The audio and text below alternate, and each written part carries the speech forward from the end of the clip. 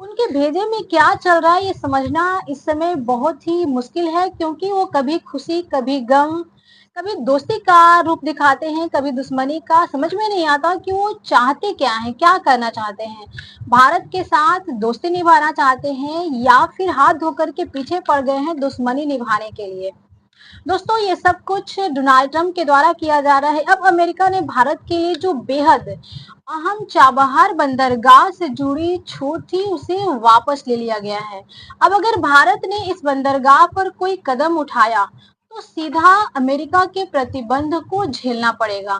इस प्रकार के अब अमेरिका के द्वारा कार्य किए गए हैं, यानी कि जो चाबहार बंदरगाह पे छूट था उसे वापस ले लिया गया।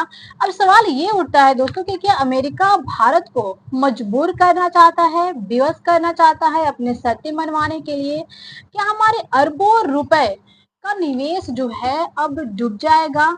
और क्या ये कदम जो है चीन और पाकिस्तान के लिए फायदे का सौदा बन सकता है?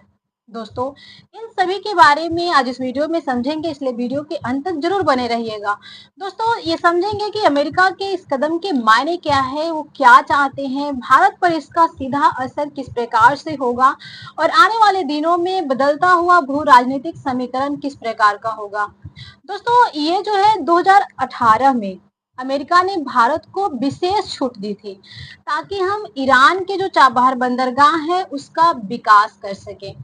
वजह थी इसका अफगानिस्तान में व्यापार करना और पुनर्निर्माण की जरूरतों को पूरा करना।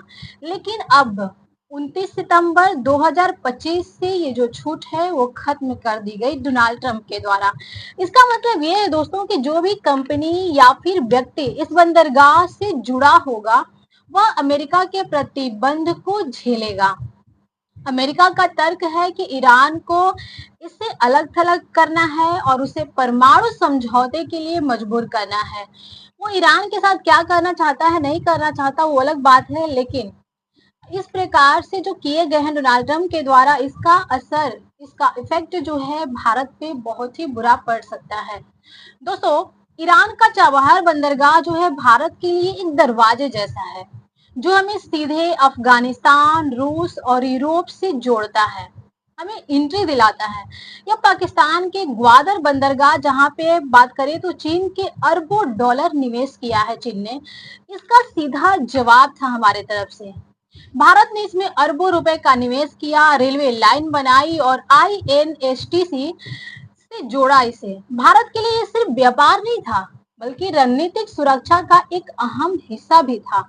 यानी अमेरिका का यह फैसला जो है भारत की अगर कहें तो मास्टर स्ट्रोक नीति पर सीधा हमला है। दोस्तों, India ports global private limited इस बंदरगाह को ऑपरेट करता है। भारत ने चाबहार को मानवीय सहायता पहुंचाने का साधन भी बनाया था। अगर इस पे प्रतिबंध लगते हैं तो भारत को न सिर्फ अरबों का नुकसान सहना पड़ेगा बल्कि पूरी ट्रांसपोर्ट चेन जो है बिगड़ सकता है, उस पे काफी असर पड़ेगा।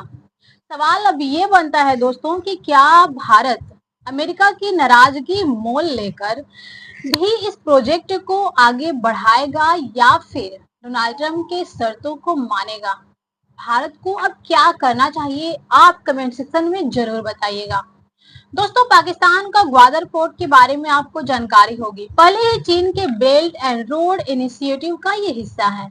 अगर भारत चाबहार से बाहर हो गया तो ग्वादर को काफी फायदा होगा। चीन पहले ही ईरान में अरबों डॉलर का निवेश तो कर चुका है, यानी भारत को रोकने से सीधे जो फायदा होने वाला है वो चीन को मिलने वाला है। दोस्तों, ये भारत की विदेश नीति और अमेरिका की दोस्ती के बीच अगर बात करें तो कसौटी का समय है।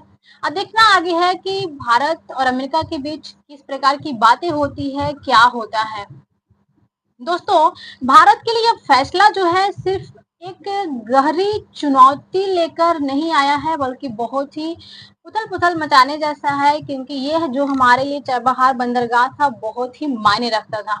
चाबहार सिर्फ एक बंदरगाह नहीं था, यह भारत की वह रणनीति थी जिससे हम पाकिस्तान को दरकिनार कर सीधे अफगानिस्तान और मध्य एशिया तक पहुंच सकते थे।